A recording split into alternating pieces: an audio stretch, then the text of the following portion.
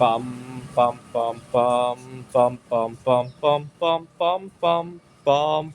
The Peter Like Show. Bum bum bum bum bum bum bum. Many years ago when online gambling was all the rage, I guess it is back now, but when I was in college, poker was all the rage. I had a few interesting characters.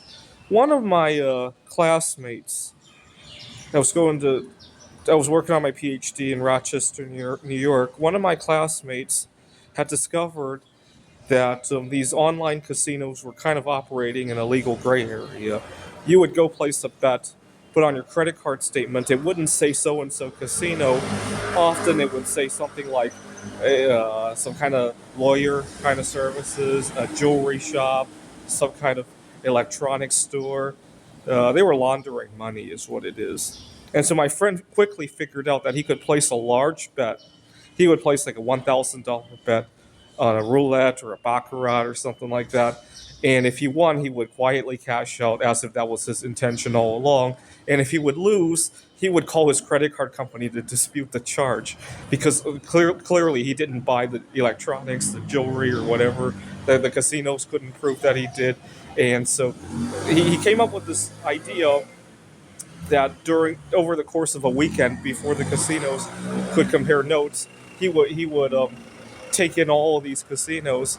I think he spent a couple of weeks applying for credit cards as well, so that he could have a ton of ammunition to take these casinos. And over the course of a weekend, he took them for about $20,000.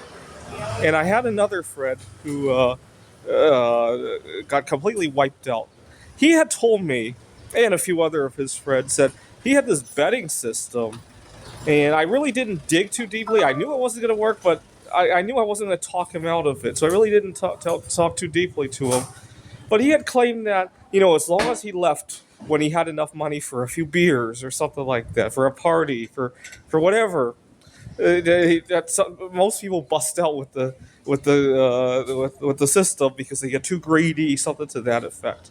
And so every weekend or whenever he decided to log in, he would basically treat it like it was an ATM, withdrawing like $200 and then stopping before the bad streaks would come in.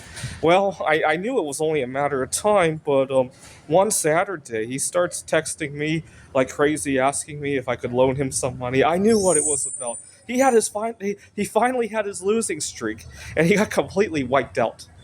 And so I want to bring up an analogy. That second story was kind of akin to life in the United States, right? You can cash out a little bit at a time, right? You could do everything right every day, and usually get a small positive result. And then one of these days, you get COVID-19 during a heat wave, and America just kicks you out, right? That's really how I feel. It's not that different from presumably the Martingale system that my friend was trying to do, right? It works until it doesn't, right? Life in the United States often works until it doesn't, right? Because we're so individualistic. Get anything wrong, right? I often wonder what happens. I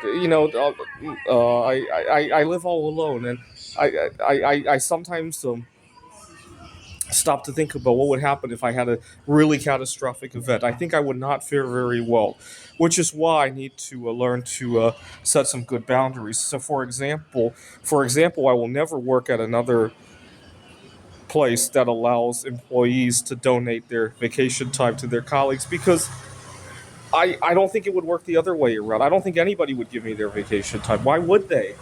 Right? And so I make it a policy to just not work at those places. This is really toxic, right? I make it a policy to, every time I do something, I have to make sure that. Have you ever had this happen at work? You volunteer to do something that you can do that one time, and then it becomes expected. Now, not doing it becomes you're the bad guy, right? You got to make sure to not allow. You make it clear. Oh, I really don't want to do this, but okay, right? Not I'll jump on it, right? Uh, but I'm not kidding when I say that life in the United States feels like one giant martingale, right? You could You could chip away at your career and and climb slowly, and then when something bad happens, bang, everybody just lets you down, right? Here in Taiwan, it does not feel that you might not win as much. Taiwan is more akin to card counting, right? It's slow. Yes, there's fluctuations, but overall the long term is up. United States is more akin to the Martingale system, right?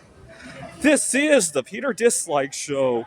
Bum bum bum bum bum bum bum bum bum bum bum bum. The Peter Dislike Show. Bum bum bum bum bum bum bum.